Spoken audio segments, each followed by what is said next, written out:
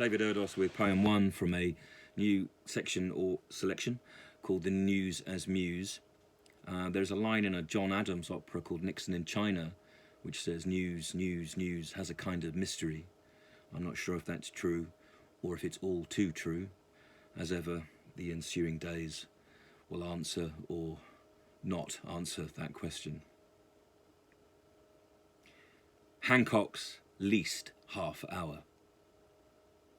One by one, they display a stunning disregard for their dictates. From freewheeling car trips to these vomit-induced pap-kiss pics. As BJ holidays with every change of wind or whim, DC bridles, and PP grows more ugly as the evil within makes sneers twist. And now this, with the chimp they would slap, the slipped gimp, as he limply retreats under pressure.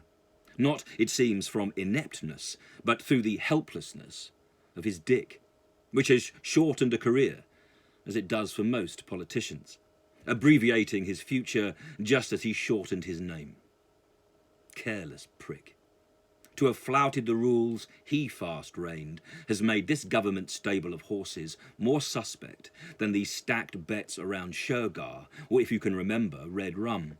Those death-made duds, whose last thuds followed quickly after they'd studied.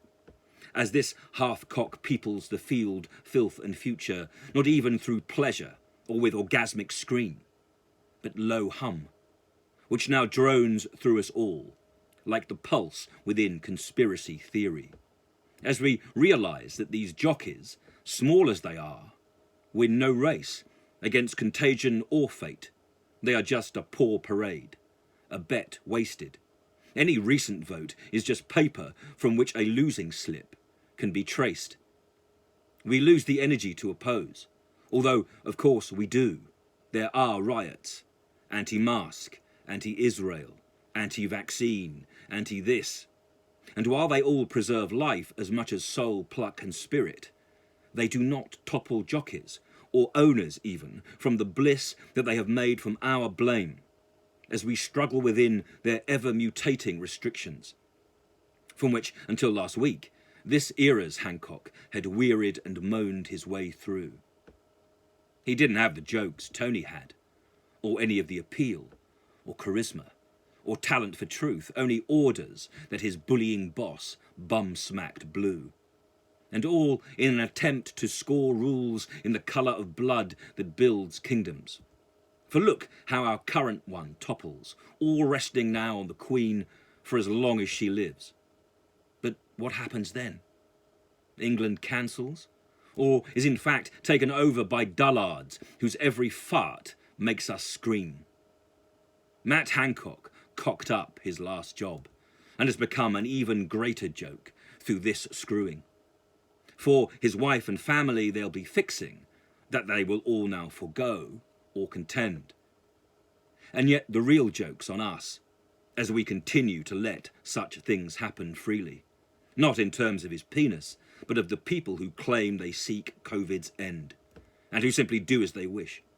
Their brazenness is the issue. The arrogance stacked behind it makes their ignorance social rape. We think we parody them, but it is they who are spitting at us through each image. The freedom these last weeks least still feels fragile, as numerous spikes spear health's shape. Would Labour be any better, some say? Well, we would hope so. As would the Lib Dems, who received a sudden burst recently. As Hancock's adulterous ejaculation filled gaps, perhaps he conceived insurrection. But as my friend Stuart says, if in power, sadly prospective terms from now, the alternative must seek release from the bloody burdens imposed, so that we may at last start to do something. It is not enough to despise them. We have to make it impossible for them to impose or go on. We have to elongate truth and extend explanation. We have to create a world in which people can outline a fool and draw round to create a perfect portrait for all, in some future frame I can't picture, but which we can detail so that in times to come, hope is found. and from which they will watch Matt's sad show, laughing as they did once at Tony. A comedian from a culture which knew it was stronger. This is why those Galton and Simpson gags always worked. It's only now we've allowed the clowns to make us wear the makeup, which is the sum of fear and a mask's worth, as the future is filed by false clerks. I listened to Hancock's failing bleat, a long diced lamb to the slaughter, and then considered the porcine or perhaps bully beef stock PM, the aforementioned Miss Piggy, who could turn bacon sour, and gristle-faced Gove, and the rumours that simmer all sacrifice as taste ends. When will we learn, and when will we change our diet? We certainly require fresh protein if we can cut out the carbs and defend the fit from the fat, by which I refer to thought, not the body. For it is only then that half-cocking will fire and find a full place, and where the signal shot can ring out and the games begin, made for glory. At that finish line, love is waiting, as is Tony Hancock's own smiling face. He had a bad end, of course. Matt has served nothing at all with his middle. So fall in love with beginning, and to a time in the future when the world we had renews quickly, and where every star glimmers not just for the outer, as it attracts our own inner space. David Erdos, June the 28th, 2021.